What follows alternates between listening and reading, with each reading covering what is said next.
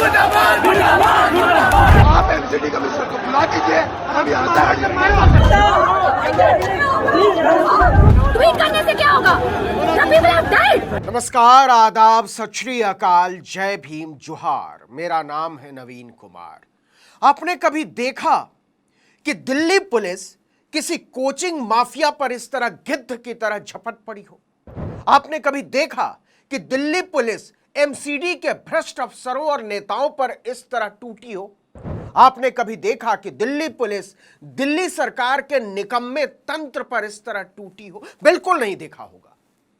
दरअसल दिल्ली की जो पुलिस अरबों में खेलने वाले कोचिंग माफियाओं के पैरों में अपनी वर्दी, अपनी कर्मठता, अपनी नैतिकता, अपनी ईमानदारी सबका तर्पण कर देती है, वो उन्हीं माफियाओं के हाथों अपने साथियों के नरसंहार का विरोध कर रहे छात्र छात्राओं पर गिद्ध की तरह टूट पड़ी थी। इस निठल्ली पुलिस ने सैकड़ों करोड़ कूटने वाले अपने आकाओं से एक बार भी नहीं पूछा कि पार्किंग में क्लास कैसे चला रहे हो। इस बेगैरत पुलिस ने अपने धन्ना सेठ आकाओं से कभी नहीं पूछा कि पानी भरा तो क्या होगा, आग लगी तो क्या होगा, भगदड़ मची तो क्या होगा।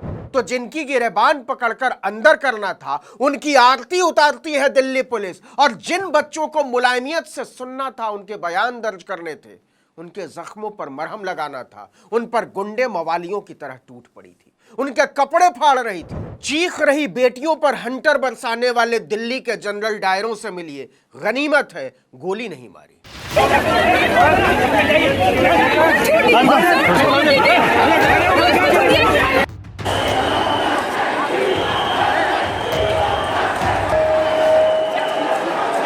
पुलिस ने आईएएस की तैयारी करने वाले छात्रों को सामान की तरह उठाया और घसीट कर फेंक दिया।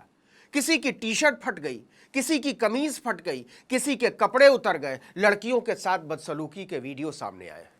बेसमेंट के नाले में बच्चों को दम घोंटकर मार डालने वाली हत्यारी कानून और व्यवस्था के रखवाले बौखला उठे थे, जैसे वो कोई आतंकवादी हो। हालांकि यह दिल्ली पुलिस के लिए कोई नई बात नहीं है। बेटियों की छाती पर हाथ मारने के आरोपी को बचाने के लिए उसने महिला पहलवानों के साथ भी ऐसा ही सलूक किया था, इसी दिल्ली के जंतर मंतर पर।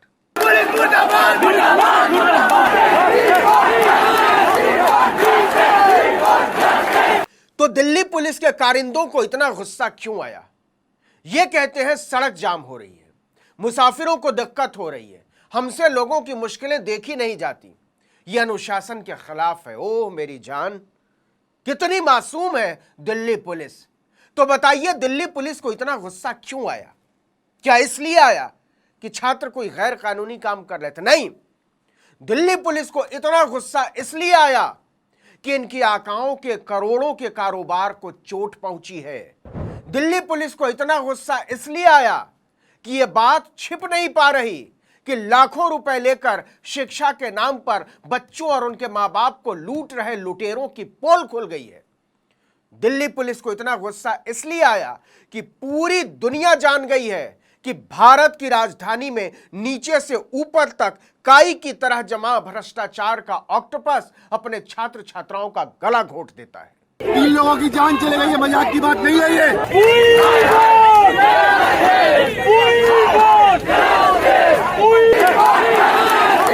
दिल्ली में छात्र छात्राओं के सामूहिक नरसंहार के बीच नौटंकी का जो दौर शुरू हुआ है, वो भारत की राजनीतिक व्यवस्था पर एक बदनुमा दाग बन गया है। जिस आम आदमी पार्टी का दिल्ली सरकार पर राज चल रहा है और जिस एमसीडी के हत्यारे भ्रष्टाचार ने कॉपी कलम लेकर बैठे 3 छात्र छात्राओं की बलि ले ली, वो आम आदमी पार्टी एलजी दफ्तर के बाहर प्रदर्शन कर रही थी। जिन एलजी पर अफसरों को एक चुनी हुई सरकार के खिलाफ भड़काने और उनके आदेश न लेने देने का आरोप है, वो एलजी प्रदर्शन कर रहे छात्रों के पास जाकर घड़ियाली आंसू बहा रहे थे। और जिस भारतीय जनता पार्टी ने वीके सक्सेना को एलजी बनाया है, वो आम आदमी पार्टी मुख्यालय के पास प्रदर्शन कर रही। वाह! और राजनीति के तीनों खंभों की नौटंकियों के बीच दिल्ली पुलिस छात्रों को कुत्ते बिल्ली की तरह घसीट रही थी, पीट रही थी, उन पर लाठियां बरसा रही थी, उनके कपड़े फाड़ रही थी।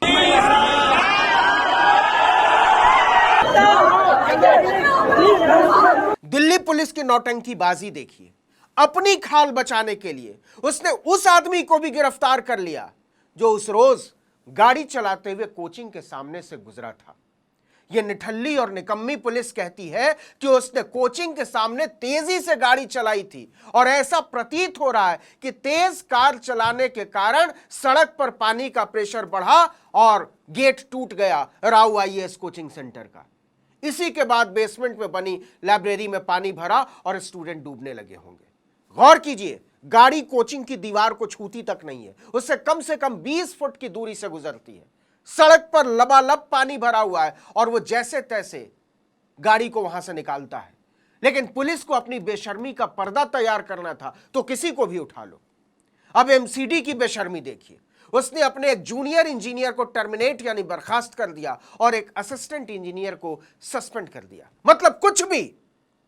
इतनी सारी शिकायतों और आरटीआई के बाद भी कुंभकर्ण की तरह सोते रहने वाले निर्लज्ज अब दिखाना चाहते हैं कि देखो हम कितने तत्पर हैं, कितने तैयार हैं। आपको बता दें कि 27 जुलाई की रात को बारिश के दौरान बिल्डिंग में पावर कट की वजह से बेसमेंट में बनी लाइब्रेरी का बायोमेट्रिक गेट जाम हो गया था। छात्र अंधेरे में लाइब्रेरी के अंदर फंस गए। बेसमेंट में छात्र गेट खोलने की कोशिश करते हैं लेकिन वो नहीं खुलता। कुछ ही मिनट के बाद पानी का प्रेशर तेज होता है और गेट टूट जाता है। चश्मदीदों के मुताबिक गेट टूटने के बाद पानी तेजी से बेसमेंट में भरने लगा।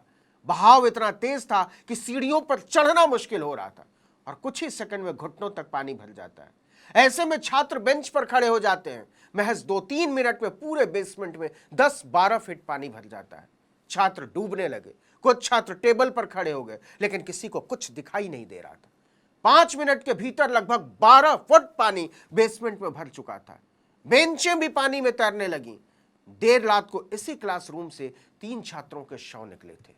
रेस्क्यू जब आखिरी चरण में था तब भी बेसमेंट में 7 फीट तक पानी भरा हुआ था और जब पानी निकला तो अंदर से 3 बच्चों के शव निकले। 25 साल की श्रेया यादव, वो उत्तर प्रदेश के अंबेडकर नगर की रहने वाली थी। उसने जुलाई में ही राव आईएएस में दाखिला लिया था। 25 साल की ही तान्या सोनी, वो तेलंगाना के सिकंदराबाद से पढ़ने आई थी और दिल्ली के अग्रसेन कॉलेज की छात्रा थी। और तीसरे नेविन डाल्विन, वो केरल के रहने वाले थे। दिल्ली की जवाहरलाल नेहरू यूनिवर्सिटी से पीएचडी कर रहे थे और 8 महीने से आईएएस की तैयारी भी।